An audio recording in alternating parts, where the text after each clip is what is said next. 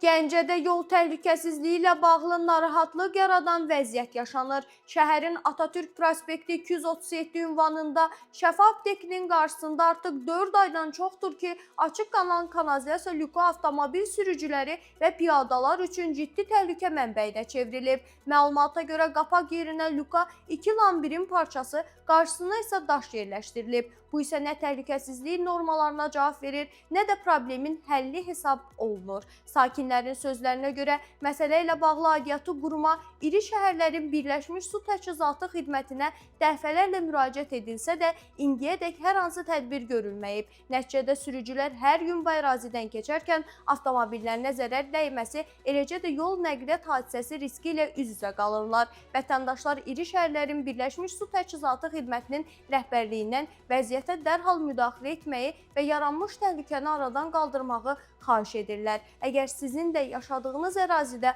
buna bənzər problemlər varsa, bizimlə əlaqə yaradın. Şikayət TV məsələni ictimailəşdirəcək və həllinə yardımcı olacaq.